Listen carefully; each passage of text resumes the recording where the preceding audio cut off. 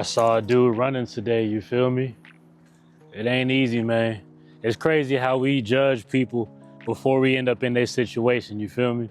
I never thought I'd be a runner though, you know what I'm saying? I used to see people outside running. I don't ever think I ever like hated per se, but also I never think I ever wondered if why people do it. I just never thought I'd be the one doing it. And now I'm the one doing it. You feel me? Like people be honking the horn at me, folks be looking at me with admiration. People look at me probably questioning why I'm doing what I'm doing, probably hating a little bit. Look at this Negro out here running, you know what I'm saying? But I ain't think it was gonna be me until it became me. It took me almost 2 years to finally start calling myself a real runner for real, you know? But I understand I do this. You ain't gonna see me running too many marathons, doing all that, cause a lot of people be doing that just so they can get the picture in the end. But at the same time, I'm trying to tell you, like when you get used to running and you start to want to reach new heights and you start to look at the marathons as a milestone. And when you accomplish that marathon, it's like, dang, I really did that. You know, there's people who really do that and really do this and really love it. There's people who gonna run so much more than me. I just run this to make sure I'm getting my cardio in. But as I'm doing it, I stay mindful of the fact that I'm still working towards completing the mission. You know what I'm saying? I don't have the desire to run marathons like that. It'd be nice if I could find a marathon that's, you know, available on a Sunday, cause Saturday, you know, I'm resting for the Sabbath, you dig? So I ain't trying to do all that herky jerk, you feel me? But man, I'm trying to tell you, man, it's crazy how we judge things before we become it. And then we become it, and now we look at it from a whole different way, you know what I'm saying? Man, I'm getting a little warm outside, you feel me? Let me put my jacket up. It's crazy how we judge things until we become it, right? And then we become it, and then we like, dang, we have a little bit of a kinder heart for it because, you know, we understand what it takes. You know, we start looking at the sacrifice, the blood, sweat, and tears, as people may call it. We start looking at the hours that people putting into certain things. We seeing the fruits of their labor. So we start to look at what they doing. It may even motivate us. But for some, it ain't gonna motivate. It's just gonna be straight hate. You feel me? You feel me? And what's inside gonna come out. You know what I'm saying? But me, I be looking at people with more motivation from that perspective, you know what I'm saying? Because I understand that there's something I can learn from that. I may not be into building robotics, but by seeing someone grinding hard and working on their craft, it may remind me of the work that I need to be putting in my own craft. That's how you need to look at it. Don't be looking at people's niche hobbies, like why he doing that. You know, there is a fine line. Like if your hobby is like touching kids, like, you know, it's great to condemn and judge that. But if your hobby is like, you know, playing Minecraft, like me, I ain't a video gamer like that. Like I ain't really into all that like how I used to, you know. I might get back into it though, but I ain't finna talk too much about that. Can't talk about your plans too much.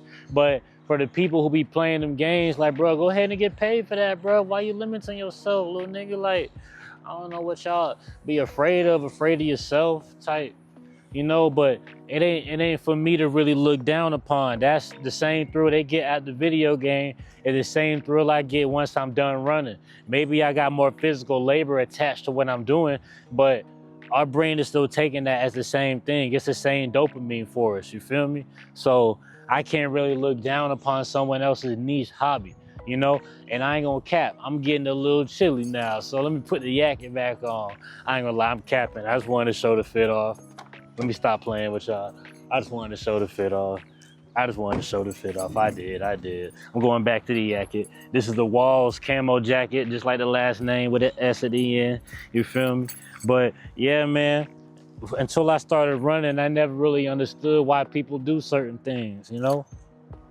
And now I became that. I grew up playing basketball, so I was always doing some type of cardio to some extent, but I ain't never thought I'd be doing cardio for free. I ain't never thought I'd be doing cardio just for the love of the game.